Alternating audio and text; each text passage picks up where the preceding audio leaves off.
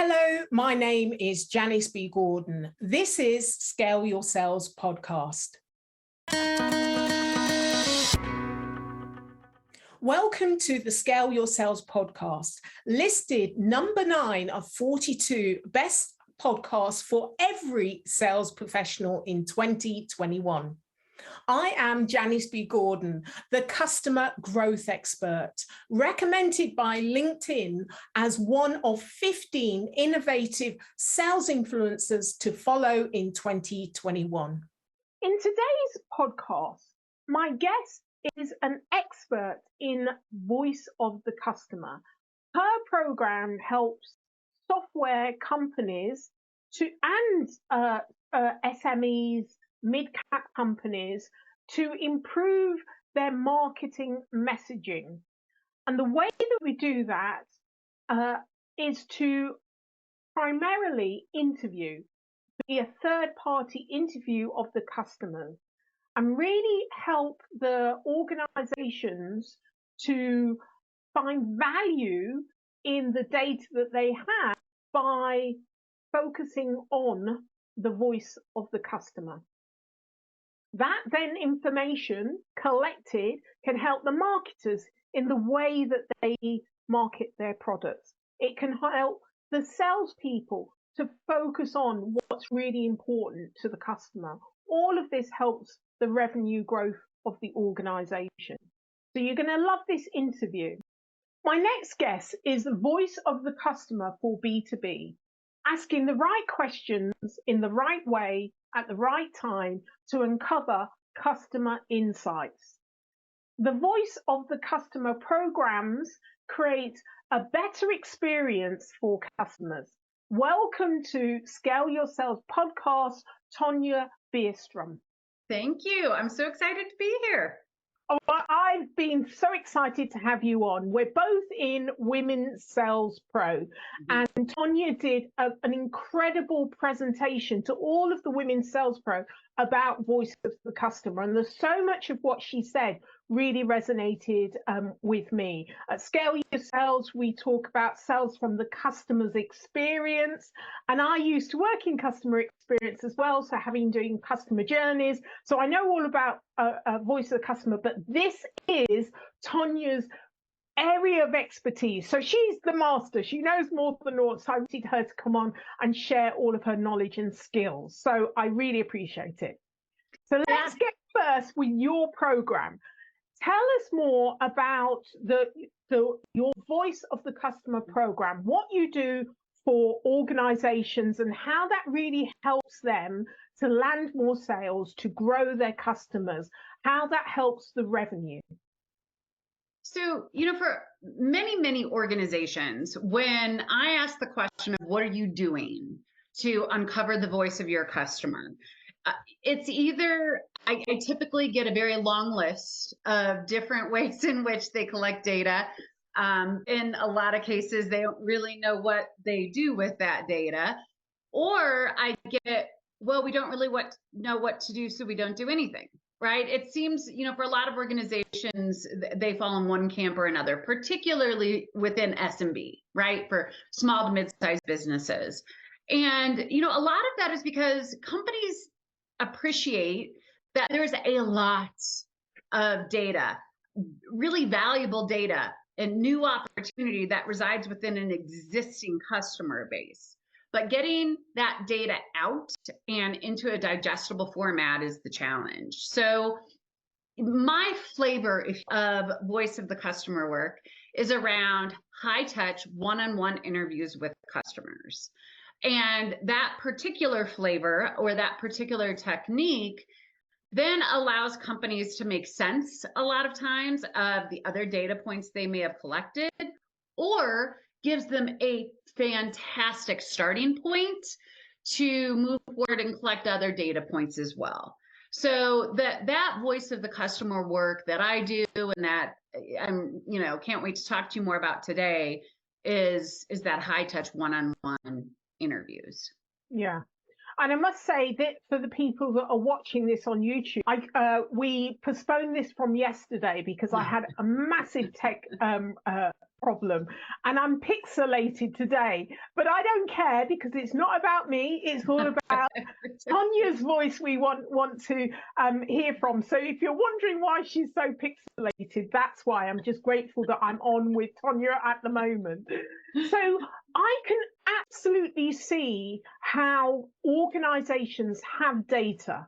And I'm actually surprised that they know what you're talking about when you say voice of the customer, because I'm sure some do, some don't. Right. And they have this data, but they don't really know what to do with it. And I actually get by speaking directly to the customer. It helps to land the value of that data for that organization. It really makes it real. This is what the customer said. So if there's several customers that you have data, you now know what the real value is. I love that.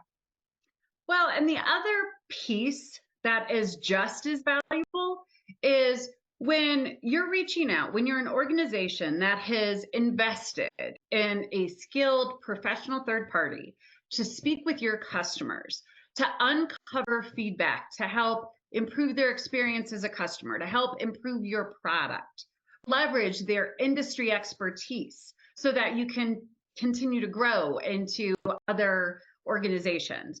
Those customers appreciate that. They feel really valued, right? So not only are you uncovering what the experience of your customers are within this process, you're creating an experience for them, right? I mean, when was the last time that you took an online survey and thought, wow, I feel really valued? I think that I think that my client, by sending me this generic online survey, they really want to understand my experience and ask me about my expertise, right? That doesn't happen, right? But when you are completing a program with these high touch interviews, it happens all the time. And I know it because customers tell me it at the end of interviews. Wow, thank you for this. I really enjoyed this conversation. They're contacting, their vendor partner, who is my client, saying, thank you so much for doing this. I've never had this kind of conversation with somebody before. So there's a deeper benefit to this that just helps to strengthen relationships altogether. Yeah, we all, not just our customers, we all just want to be heard, don't we? And it's about the kind of the human need for significance. Delivered a training and to a South African company, and one of the stats it was about getting more engagement for an event that they were putting on for one of their clients, and the salespeople didn't really understand. Salespeople often are afraid of complaints. And I was talking about, you have got to embrace complaints. You've got to kind of like, oh, great, this is really what I'm after. Because you could not buy the amount of information you can get from a customer when they're complaining. I mean, it's just massive. They give you their ideas, the next product innovation, how to run your touch points, everything. They give you everything when they're complaining. Whereas normally we feel that, this is personal or all of that. Actually, you're more likely to get a customer advocate, not by necessarily solving the problem. It's great if you do, but there's a 10% of them will become advocates just for allowing them to be heard, which is massive. Just allowing them to be heard is incredible. Yeah. Well, and I find that a lot of the customers that I interview, they're more understanding about the challenges that companies face in, moving forward. I work a lot with tech and manufacturing companies, right? So some of the language that I use inadvertently ends up being specific to those industries. But, if we're looking at software, for example, software as a service companies, their customers, generally speaking, are more understanding of challenges they may be having in deploying specific features or functions that they want to see than the companies often give their customers credit for, right? I mean, I've had some organizations that have reached out to me to talk about a voice of the customer program that say, well, but if we ask these questions and they give us the answers and we don't do anything about it, then what happens? And, my first response is, well, not asking doesn't change the answer, right? Your customer still wants these things, whether you ask them about it or not. But if you ask them about it and they provide you with a response and you're not able to immediately address it, at least then you can have the conversation, right? You can help them to understand why you're not able to move forward with their request, or when you might be able to move forward with their request, or point them in a different direction. You may have a different solution to their problem than anyone has even addressed. So I completely agree with what you're saying. It's that, really in that feedback, regardless of whether it's negative or positive, that is the key, right? It's communication. It's communication. And I think it's quite interesting that we're dependent on our customers for our revenue, for our salaries, for our growth, but we're afraid of our customers. There's, businesses create that barrier between them and their customers. We make it so difficult for our customers to speak to us. You have to go through all of these different channels, but you want to speak to a human being. But actually, without having those touch points, the feedback, then your growth is going to be limited. You're going to develop products that are not necessarily relevant to not only where the customer is now, but where they're going in the future. And you want your customers for a lifetime. So you've got to continue to innovate in the right way. So why do you think organizations create those barriers, that cushion around them as an organization that prevents that easy flow of information between them and their essential customers? I think that in and of itself is a complex issue. I think there are a lot of different reasons dependent upon the organization, depending upon the size of the organization, the industry. But I think one of the primary reasons that happens is, what I refer to as the momentum of assumption, right? Where within an organization, most organizations are trying to, run so fast. They're trying to accomplish so much that there are assumptions made, oftentimes educated assumptions, but an assumption nonetheless. And it just builds, right? They make assumptions about what their customers need. They make assumptions about what the customer's experience is. They make assumptions about where industries are going, right? And they get caught up in the momentum of those assumptions and they just move forward and they don't stop to take a breath and ask the questions. So, other factors that I've seen are for small to mid-sized organizations or organizations that are really within a growth mode. If you have some really highly invested executives, maybe founders of the company, there's fear, right? They're so invested in this organization that they're just afraid to get negative feedback because they're concerned they might take it so personally. The reasons why it makes a lot of sense to have a third party do this work. I had a client once who was in that growth stage, right? He was the founder of the company. He was growing. He was going to be hiring additional salespeople, additional staff, and he wanted to have have this program to have conversations with his customers to better understand where he should go. And he was just a wreck. The idea of having to ask these questions himself, and because he's like, there's no way I'm not going to be able to collect that feedback and not be defensive, right? And that doesn't only go for founders, that goes for sales reps, right? If you're a sales rep and you're responsible for an account, your VP of sales may be expecting that you're going to have these kind of conversations with your customers, but man, it takes a pretty special person to be able to have those conversations and not get defensive. So I think all of those things kind of, come into creating exactly what you said, those barriers, and really reaching out and having these conversations. Yeah. And I think if you've got an organization that's very much focused on the customer, I often talk about the best sales organizations are customer-centric organizations. If they're really focused on the customers and customer outcomes and how we're going to provide them, how we're going to innovate to make sure we can serve it our customers, then salespeople, all people, everyone that touches the customer is more than willing to actually hear the views, because they know they have an organization that isn't going to reject it, that is going to try and solve that problem.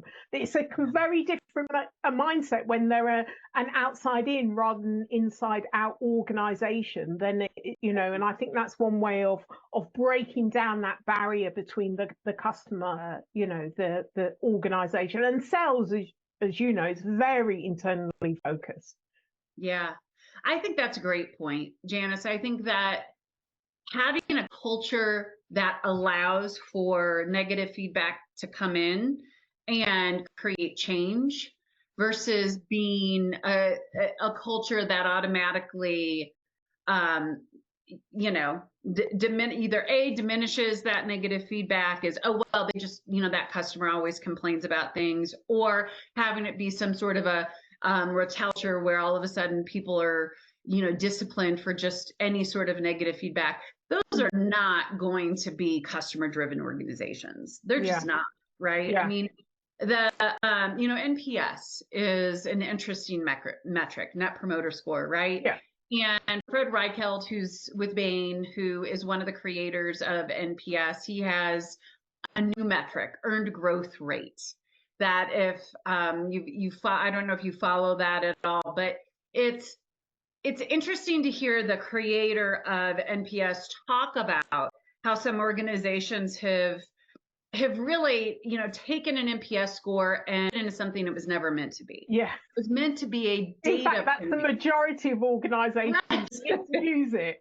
Right. The founder has said himself, this is not what I created. I know. Yeah. Exactly. Right. And so it's a singular data point. That's what it is. Salespeople or frontline employee compensation should not be based on singular data points. So it's not getting us where we want to be as far as sales organizations are concerned. And I think it's really interesting what you say. All of us have had this. We've done something minimal, and then on our phones we get all of these blimmin' questions coming through of them. Now you hate the organization.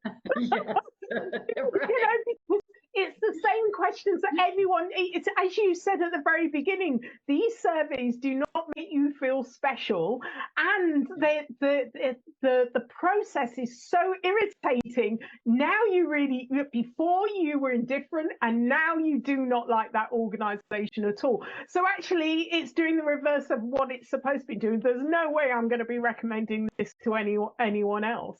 Exactly. So it's crazy how we misuse these things. So that's really interesting. When is the best time to complete a customer survey? So I believe the best time needs to be tied to what is going on with the customer, right? So if there is an organization who does this kind of work, who does voice of the customer interviews, often they are tied to something that's going on within that company, right? So, we tie into our quarterly business reviews for our sales reps. So we can also collect forecasting feedback, or we tie them into before we have our annual conference to do these, right? Those are timelines, those are touch points that are tied to the calendar of the company, not tied to the experience of the customer. So that's the direction that I have my clients shift to, right? Let's turn our toes into the direction of the customer experience. How about we do these and have them be very customized to the different events that are within the customer experience after they've been onboarded initially as a customer, and let's ask them questions specifically about that onboarding experience. After, if there's a major support or warranty incident, let's have a conversation then, so that we make sure that we have completely resolved their issue and we have a really good understanding of what went on, so that that customer doesn't carry that experience with them for the next 5 years, which I have heard from different customers. They carry this negative experience with them because it was never fully resolved. Let's have it before we have an annual contract renewal, so that when we're going into this contract, we're reading anything that might be going on within the customer site. So tie interviews, tie any sort of collection of data to the customer experience, not to what, as a company, your arbitrary calendar looks like. I love this because, I talk a lot about the customers and particularly the buyer's experience. And if you think about it, again, this is the internal, external, external, internal. What are we trying to achieve with our revenue growth? So, there are going to be some pivotal moments where a customer might become a lifetime customer or might renew their contract. They're pivotal moments for the customer. But if they're pivotal for the customer, they're pivotal for us. But what are we trying to achieve? What's the outcome? So if we have a customer that's trying to achieve X amount of revenue and that our product's going to enable them to do it, well, surely it ought to be at their review, not our review. Yes. Of yes. That. That's exactly correct. It's like that seems quite logical to me, but I don't know why these things are so illogical to organizations. Well, I do, because they're so internally focused. Right. But I absolutely, if we started with the outcome in mind, what are we trying to achieve for our customer? What are we trying to help our customer do? We measure that. This is an excellent way of measuring it in the voice of the customer, what the customer actually says about how they feel about the product or the service that we're delivering to them. That is your greatest marketing, isn't it? And it's the greatest feedback into the organization of how each person that has touched the customer has impacted the delivery of that. They need to know that. That's great for the employees of the organization. Well, and even, specifically from the question of marketing, one of the pieces of feedback that I collect that most often surprise my clients when I deliver the report is the way that their customers talk about their solution or talk about their service, right? It's pretty common for my clients, the way that they market, so their market messaging around why somebody should work with them, buy their product, contract for their service. It's not the same way that their customers talk about their product or their service or why somebody should buy it. So that just from, almost the surface level of this kind of work, that's a great application for this work, is to better understand how your customers talk about you, because that's how you should be talking about you, right? If from a market messaging perspective, who better to ask why somebody should buy from you than someone who has bought from you? So that's an easy first application of this kind of work. Yeah, and I would imagine there are some surprises as well. I thought they brought it because of this, but they're buying it because of that. Okay, now that has real growth opportunities. We can innovate more on that we didn't realize just by receiving the voice of the customer and listening to the language of the customers. Yeah, it reminds me of actually somebody that you've had on your podcast, and I loved the episode with Lisa Dennis. I was just thinking of Lisa Dennis when you were talking. Yes. Yeah, and her and I have done some work together with some of her with her clients, right? We come in and I'll do a voice of the customer program prior to her working with them on their value proposition. Because again, as she says, hold up a mirror, right? You want to hold up a mirror and you want your buyer to see themselves. So that is where this work makes so much sense. You want to speak about your product the way your buyers speak about your product. And that's where, I was thinking this is so aligned, isn't it? Because often customers don't know what companies don't know what their customers say, how they talk about the product or service and the company. You're uncovering a lot of that. Okay, now we've got that language. What do we do with it? Yes, and that's where Lisa Dennis comes in. So absolutely perfect. Yeah. So let me just move on and talk about what insights you gained and what changed. Can you train somebody to ask the right questions, or does the relationship change even if you're asking the same questions, but it's a third party asking the questions? How does that make a difference? It's the same set of questions, but it's the company asking it and the third party. So how does that relationship change? So it's such an interesting question, and it's one that I get a lot from potential customers, right? Because they love this idea, but they really want to be able to train their team on how to do it. And I absolutely can do that, right? You absolutely can train somebody on the types of techniques and methodologies that I use. There's some inherent skills that need to be there, right? They need to understand how to listen. Otherwise, that's a whole different set of training. They need to become very comfortable with awkward silence and realize that the silence is not awkward for the person that you're giving some space to, think about their response. They have to realize that it's theirs as the interviewer that they have to go against. So there's some skills that are really helpful in being effective. But some of the biggest things that I find as being benefits to working with a third party versus having this being done internally is, first of all, the customer feels more comfortable providing candid feedback to a third party. That is just human nature. There have been a lot of interviews that I've completed where the customer will be, really being vulnerable, right? Being vulnerable and providing some really candid feedback about their experience, and they'll, kind of stop and say, wait a second, you're a third party, right? You're not with them.